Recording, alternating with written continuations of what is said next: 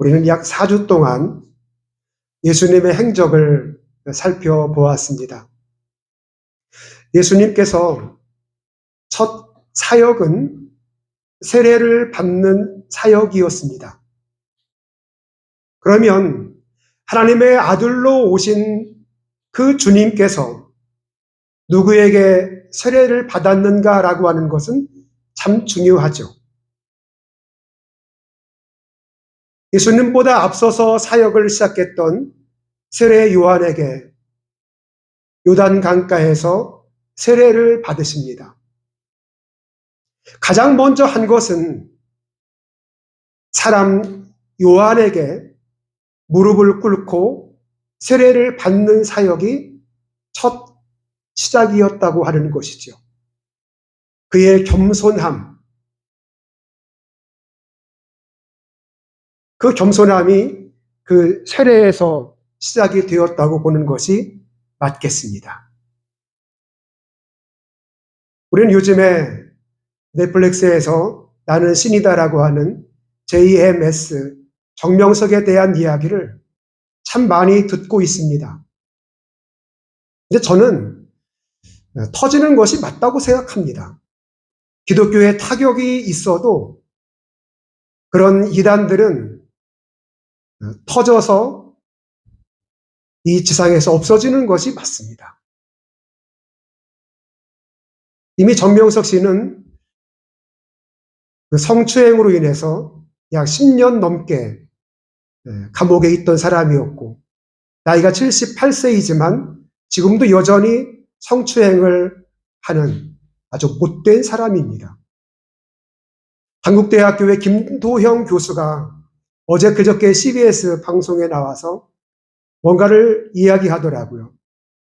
자기가 JMS 정명석 그 교회에 다니다가 나오게 되었을 때 자기 아버지에게 보복한 사실을, 그 눈을 빼버리고 이 얼굴을 이겨서 지금도 그렇게 살아가고 있다고, 얼마나 무서운 집단인가를 그가 이야기를 했습니다. 그리고 JMS, 그는 약 10,000명의 여성들을 성추행을 하는 아주 저질적인 사람입니다. 그걸 모든 사람이 다 알 때까지 다 폭로되는 것이 저는 맞다고 생각합니다. 거기가 JMS, 십자가도 없는 교회. 원래 교회를 지을 때부터 뭔가가 이상했었거든요. 근데 나중에 알고 보니까 거기가 JMS였습니다. 원래 이 정명석 씨는 통일교 교인이었습니다. 통일교에서는 피가름이라고 하는 것이 있습니다. 그래서 문선명 씨가 여성들을 그 성추행을 하는 것이 마치 당연한 것으로, 그 정명석 씨는 거기에서 배웠기 때문에 이 여성들을 성추행하는 것이 아무것도 아니고 마치 그 여성들이 그것을 영광으로 생각을 하는 그런 이상한 사이비 집단이 바로 JMS가 되겠습니다. 우리가 무엇을 아느냐라고 하는 것은 중요합니다. 근데 여러분, 사람이 내놓은 교리를 아는 것, 사람이 내놓은 교리를 따라 움직이는 것은 매우 무서운 것입니다. 우리가 알아도 바르게 알아야 되는데, 바르게 알미라고 하는 것은 사람에게 나오는 것이 아닙니다. 우리가 참 알의 대상은 사람이 아닙니다. 여기 서 있는 목사도 아닙니다. 우리의 참 알의 대상은 예수 그리스도가 되어야 합니다. 그러나 우리나라의 종교에서 목사가 예수님의 그 자리에 올라가 있는 사람들이 얼마나 많이 있습니까? 교회 건물이 예수님의 자리에 올라가 있는 교회가 얼마나 많이 있습니까? 사람이 철저하게 우상이 되어가고 있고 건물이 우상이 되어가는 지금의 현실 가운데 정말 예수 그리스도는 어디에 있는지 다시금 우리의 마음의 창을 열고 세상을 보아야 하고 그 세상 가운데 예수 그리스도를 발견해야 할 것입니다. 여러분 안에 있는 예수 그리스도는 어떤 분이십니까? 내가 과거에 알아왔던, 들어왔던 그 예수 그리스도, 거기에 그냥 그렇게 머물러 있다면 우리 신앙의 성숙은 어디에 있겠습니까? 매일같이 주님을 경험하고 주님을 알아가는 이 삶에 우리의 모습이 노출되어야 하지만 여전히 우리는 세상 가운데 노출되어 있고 세상의 물질이 우리의 삶의 우상이 되어버린 오늘날의 우리의 삶은 혹 아닌지 다시 한번 되짚어 보아야 할 것입니다. 예수님께서 세례를 받으실 때 가장 낮은 모습으로, 가장 겸손한 모습으로 그 자리로 내려가셨습니다. 우리 그리스도인의 자리는 바로 그 자리가 되어야 함을 예수님께서 처음 그 사역 가운데 우리에게 말씀을 해주신 것이죠. 그 다음은 마귀에게 이끌려 시험을 받는 장면을 여러분에게 소개를 해드렸습니다. 이 돌들을 떡덩이 되게 하여라. 예수님께서는 사람이 떡으로만 살 것이 아니요 하나님의 입으로 나오는 말씀으로 살아야 된다는 말씀을 신명기서의 말씀을 그대로 인용을 해서 떡은 그냥 떡이고 말씀은 말씀이 되는 것이 맞다는 주장을 주님께서 하십니다. 이 성에 있는 사람들은 떡을 다 황금되기를 바라고 있습니다. 어떻게 하면 내가 잘 먹고 잘 입고 잘 살까? 모두가 다 이 떡에 대한 이야기, 이 떡이 변하여 황금이 되기를 모두가 다 바라고 있는 것이 오늘날 우리의 현실이 아닙니까? 떡의 참 주인이신 예수 그리스도를 봐야 하는데 이 떡을 통해서 황금을 보고자 하는 이 독선적인 그리스도인의 모습이 바로 저와 여러분의 모습이 아니겠습니까? 돌은 돌이어야 하고 떡은 떡이어야 한다는 것이죠. 그리고 지난주에 물고기 2마리와 떡 5개를 가지고 오병이어의 기적을 베푸신 이 장면들을 지지난주에 소개를 했습니다. 여기서 중요한 것은 제가 질서라고 말씀을 드렸습니다. 물론 여기 5,000명을 먹이고 12광주리가 남은 그 사건도 우리는 당연히 초점을 맞추어야 되지만 그 5,000명이 넘는 어떻게 보면 10,000명 정도 되는 그 사람들 가운데 50씩 그룹으로 앉게 해서 떡을 질서 있게 나누어주는 그 장면을 우리가 보지 않았습니까? 우리가 예수 그리스도를 믿는다는 것은 무엇을 말하는가?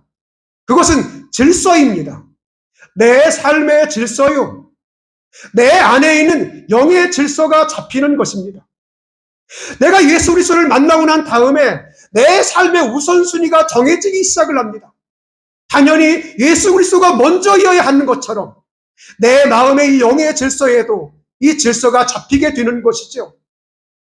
내 삶에 질서가 없이 무질서한 삶을 살아가고 있다면 내가 예수 그리스도를 잘못 믿지는 않고 있는지 우리의 삶을 되짚어 보아야 할 것입니다. 50씩 나누어 줄 때 질서정연하게 나누었던 것처럼 내 삶의 참 주인이 누구이신가? 내 영혼의 주인이 누구이며 내 삶의 질서는 매일매일 어떻게 정해지는가가 바로 저와 여러분의 모습이 되어야 한다는 것이죠. 지난주에 성전 정화에 대해서 말씀을 나누었습니다. 예수님께서 돌아가시기 나흘 전에 예루살렘에 올라가시고 특별히 성전에 들어가셨을 때 엄청난 일들이 벌어졌습니다. 특별히 동물을 바꾸는 사람들, 자기들이 끌고 온 동물은 그 성전의 관리자들이 받지 않고 자기들이 가지고 온 그 동물을 팔기 위해서 동물을 사고 파는 일이 성전 안에서 이루어졌습니다. 주님께서는 이 동물들을 다 내어 쫓으셨습니다. 돈 바꾸는 사람들을 다 상을 뒤집어 엎어버렸습니다. 지난주에 말씀을 드렸던 것처럼 화폐의 단위가 다르다고 제가 말씀을 드렸지 않습니까? 성전 안에서 사용하는 화폐의 단위와 성전 안과 밖이 서로 달랐을 때 그걸 다른 것을 이용을 해서 비싼 값에 이익을 취하는 성전 관리자들을 예수님께서 책망을 하시고 돈 바꾸는 자들의 상을 다 뒤엎으신 장면을 우리는 목격했습니다. 성전은 성전이어야 하는 것이 맞다는 것이죠. 교회는 교회다워야 교회가 되는 것입니다. 교회는 하나님의 말씀이 중심이 되어야 하고 예수 그리스도가 중심이 되어야 하고 하나님의 성령이 중심이 되어야 하고 이 땅을 창조한 하나님께서 통치하시는 영역이 되어야 이게 교회가 되는 것이 맞습니다. 그러나 사람이 주인이 되었다거나 건물이 주인이 된다거나 특정한 몇몇 사람들의 좌지우지 되는 그런 교회의 모습은 참된 교회가 아니라는 거죠. 저는 이 땅에 저희 교회가 세상에 있는 똑같은 교회 중에 하나가 아니라 우리 안에 있는 예수 그리스도가 숨을 쉬는 내 안에 있는 하나님의 성령이 춤을 추는 이 땅을 창조하신 그 창조자임을 우리가 바로 인식하며 살아가는 참 그리스도인으로 살아가는 것, 그것이 이 사루람 교회가 세워진 목적이요, 그리스도 안에서 거듭나는 사람들이 날마다 증가되는 교회의 모습을 저는 늘 꿈꾸고 있습니다. 그럼 예수님의 사역, 이 마지막 이 사역이 돌아가시기 전, 나흘 전에 일어났던 이 사역이 성전 청소였다고 말씀을 드렸습니다. 그러면 예수님의 초기 사역 가운데 성전 청소에 대한 이야기가 다시 나오고 있습니다. 요한복음을 찾아보시죠. 요한복음 2장 13절 말씀. 우리 학생들도 성경을 꼭 가지고 다니십시오. 커피 한 10잔만 안 먹으면 성경책 살 수 있어요. 성경은 가지고 다녀야 돼요. 그래야 읽죠. 요한복음 2장 13절. 유대인의 유월절이 가까운지라 예수께서 예루살렘으로 올라가셨더니 성전 안에서 소와 양과 비둘기 파는 사람들과 돈 바꾸는 사람들이 앉아있는 것을 보시고 노끈으로 채찍을 만드사 양이나 소를 다 성전에서 내쫓으시고 돈 바꾸는 사람들의 돈을 쏟으시며 상을 엎으시고 비둘기 파는 사람들에게 이르시되 이것을 여기서 가져가라. 내 아버지의 집으로 장사하는 집을 만들지 말라 하시니. 우리는 지난주에 내 집은 기도하는 집이라고 말씀을 하셨는데 이번에는 장사하는 집으로 만들지 말라라고 이야기를 하고 있어요. 이 이야기는 예수님이 돌아가시기 전에 성전 청소를 하셨다고 그랬어요. 예수님의 초기 사역에도 하나님의 성전에 올라가, 이건 3년 전이에요. 성전에 들어가서 가장 먼저 한 사역이 바로 당시에 돈 바꾸는 사람, 동물을 사고 파는 이 사람들을 내어 쫓고 상을 뒤엎는 바로 그 일이었습니다. 그때 주님께서는 내 집은 기도하는 집이라, 이게 아니라 여기서는 내 집을, 아버지의 집을 장사하는 집을 만들지 말라고 얘기하셨어요. 3년 전에 하셨던 그 성전 청소가 지난주에 말씀드렸던 그 성전 청소로 끝을 맺게 된 겁니다. 즉 예수님의 사역은 처음에도 성전에 관심이 있었고 마지막에도 성전에 관심이 있었어요. 그리고 오늘날에 이 성전의 모형인 이 교회가 얼마나 중요한가를 말씀을 드리고 있는 겁니다. 구약의 성전과 오늘날의 교회는 다른 것입니다. 자꾸만 이 교회를 성전이라고 이야기를 하는데, 성전은 구약적인 의미가 있습니다. 성전은 동물을 잡아야 이게 성전이 되는 겁니다. 그리고 건물이 성전입니다. 거룩한 집이라는 이야기거든요. 그러나 신약에서는 에클레시아라는 단어를 사용한다고 말씀을 드렸잖아요. 믿는 사람들의 모임, 믿는 사람들의 무리를 이야기한다고요. 이 교회는 성전이 아니라는 것은 여러분이 무리가 모여있기 때문에 이게 교회가 되는 것입니다. 그래서 이것을 교회라고 이야기하는 것은 여러분이 가정에서 모이게 되면 그게 교회가 되는 것이죠. 여러분의 직장에서 한두 명이 모여서 거기서 주님을 찾게 되면 그게 교회가 되는 것입니다. 구약의 성전의 기능과 신약의 교회의 기능은 이처럼 다르다는 것이죠. 그러면 오늘날에 성전이라고 부르면 틀린 것입니까? 꼭 틀리다고 볼 수는 없어요. 하지만 그 기능적인 차원에서는 반드시 구별을 하는 것이 맞겠습니다. 그러면 오늘날 성전이라 함은 주님께서 이 땅에 오시면서 예수님 자신이 성전이었단 말이죠. 예수님 전까지만 해도 지성소와 성소가 있어서 그 중간에 휘장이 있었고, 예수님이 십자가에 못 박히시는 죽으시는 그 순간에 휘장이 찢어지게 되었죠. 누구나 하나님께 나아갈 수 없는 사람들이 이제 나아갈 수 있는 길이 열려지게 된 겁니다. 예수님 자신이 성전이 되어주신 겁니다. 전에는 대제사장을 통해서만 들어갈 수 있었던 대지성소였지만 이제는 누구나 다 들어갈 수 있는 성소가 되었습니다. 예수님 자신이 성전이 되어주신 겁니다. 그리고 그 예수님이 우리에게 지난주에 말씀을 하신 것처럼 내 몸이 하나님의 영이 거하는 성전인 것을 알지 못하느냐라는 이야기로 제가 끝마쳤습니다. 우리의 몸 안에는 하나님의 영이 거하시는 거기 때문에 우리의 몸이 성전이 되는 겁니다. 예수님이 내 안에 거하시기 때문에 내 몸이 성전이 되는 것입니다. 근데 내 몸을 되게 천하게 여기는 사람이 있습니다. 막대하는 사람이 있습니다.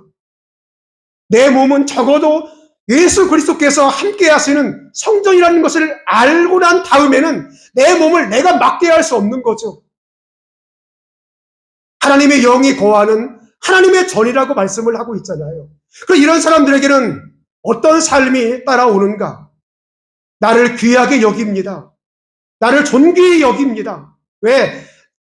나는 주님의 피값으로 구원받은 하나님의 자녀이기 때문에 그렇습니다. 오늘날의 교회가 건물이 우상시되는 이런 현실 속에서 건물이 아닌 우리 자신이 교회가 되어야 한다는 거죠. 따라서 할까요? 내가 교회다. 다시 한번 내가 교회다. 다시 한번 내가 교회다. 맞습니다. 여러분이 교회입니다.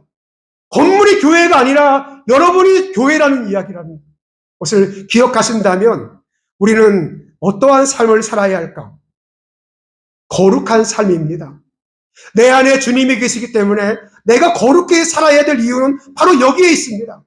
내 몸을 거룩하게 여겨야 될 이유는 주님이 내 안에 거하시기 때문에 나를 거룩히 여겨야 한다는 거죠.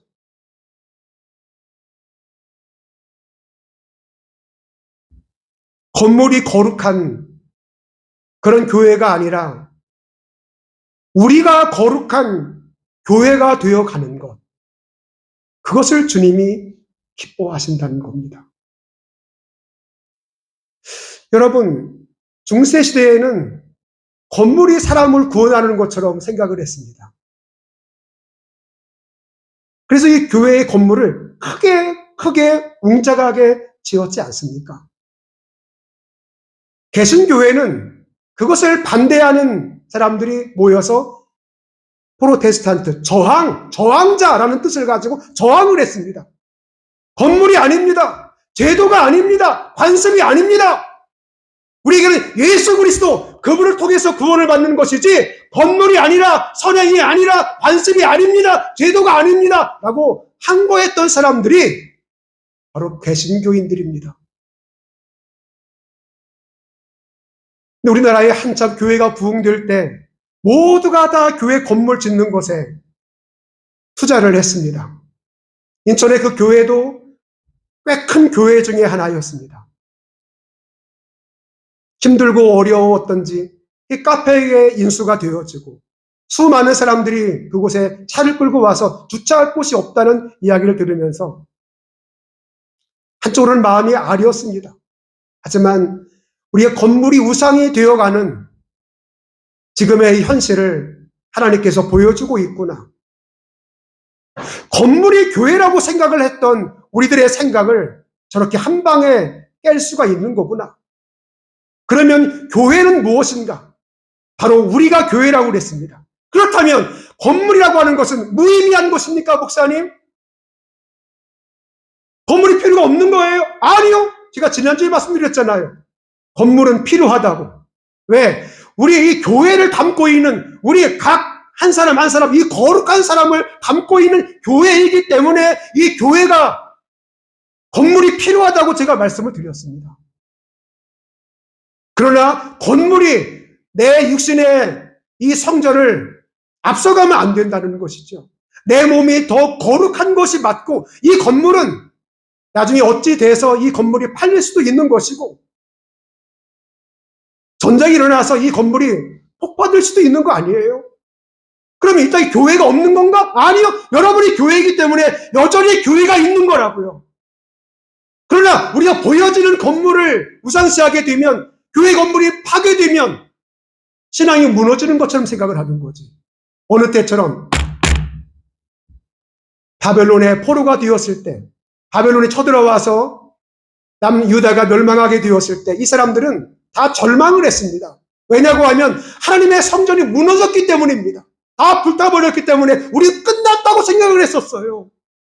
근데 여러분, 그 끝난 게 아니거든. 왜? 바벨로니아에 가서 왜 하나님의 성전을 하나님께서 불태우셨는지 그걸 알게 되었어요. 거기서 참 회개가 일어나기 시작을 했죠. 야, 우리가 보여지는 성전을 중요시 여겼을 뿐 내 몸을 귀하게 여기지 않았구나. 보여지는 성전을 귀하게 여겼지만 하나님의 이 언약의 이 말씀을 귀하게 여기지 않았구나. 예언자들의 말을 그렇게 듣지 않았구나라고 하는 것을 거기서야 알게 되었어요. 아하, 성전이 아니라 하나님의 이 말씀을 더 지켰어야 되는 건데 그거를 잘못 이해하고 보여지는 성전에 목숨을 걸었지만 하나님께서는 그 성전을 로마에 의해서 완전히 불태우셨습니다. 헤롯이 지은 성전도 AD 70년에 티투스에 의해서 완전히 불타버리고 없어졌습니다. 이 땅의 성전은 아무것도 없습니다. 하나님이 하시는 일입니다. 왜? 보여지는 성전이 우상시 되어가기 때문이에요. 그러면 무엇인가? 우리는 우리의 몸이 하나님의 성전인 것을 제대로 깨닫고 그 성전을 귀하게 여기며 이 성전을 담는 예배당은 그 다음 순위라는 것을 꼭 기억하시기를 바랍니다. 그리고 난 다음 주님께서 하시는 말씀은 살과 피에 대한 메시지를 우리에게 주십니다. 예수님의 제자 가운데 여러분이 다른 사람들은 잘 기억이 안 돼도 꼭 기억하는 사람이 한 명 있을 겁니다. 가룟 유다입니다. 이 가룟 유다는 예수님의 12명의 제자였지만 예수님에게 배신의 상처를 남긴 아이콘이 바로 유다입니다. 한 조직에서 배신을 하게 되면 저 가룟 유다 같은 사람 이러면 그건 최악이 되는 겁니다. 때가 저물어서 예수님의 제자들이 한자리에 모이게 되었습니다. 예수님께서는 이미 돌아가실 것을 알고 있었고 그것을 그의 제자들에게 알리기 위해서 그 제자들을 모으게 되었습니다. 너희 중에 한 사람이 나를 팔 것이다. 그 예수님의 12명의 제자가 다 같이 저예요? 저 말입니까? 제가요? 너는 아니죠? 저 아니죠? 저 아니죠?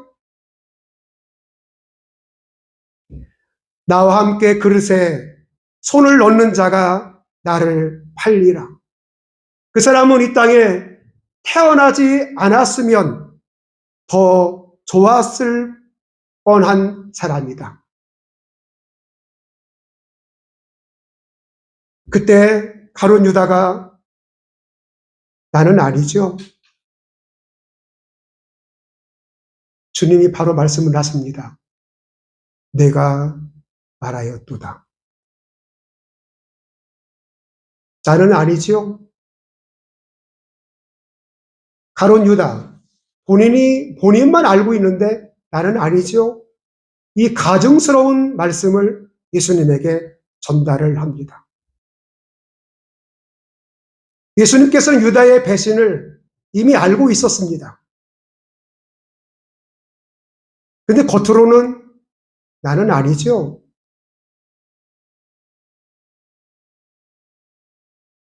그게 가룟 유다의 모습이었습니다. 예수님께서는 마지막까지 기회를 주고자 하였습니다. 근데 그 기회를 박차버렸습니다. 나는 아니죠. 그의 마음이 마치 화석과 같았습니다. 주님께서는 다시 이어서 말씀을 하시기를, 떡을 드시고 말씀하시기를, 이 떡은 나의 몸이다. 다시 잔을 드시고, 이 잔은 나의 피니라. 이 떡과 주를 먹어서 기념하라는 말씀을 계속해서 하고 있습니다. 가룟 유다는 그 이후에 예수님을 은 30에 당시의 종교 지도자들에게 팔아버립니다. 자기의 선생을, 자기의 주님을 대제사장에게 은 30에 팔아버린 가룟 유다. 이 몸은 나의 몸이다. 이 피는 나의 피다. 예수님의 몸과 예수님의 피를 먹고 마시라고 말씀을 하셨을 때 가룟 유다도 몸과 피가 있었던 사람이 아니었습니까? 그런데 말입니다. 자기의 욕망을 채우기 위해서 자기의 몸과 피를 맞바꾼 사람이 가룟 유다입니다.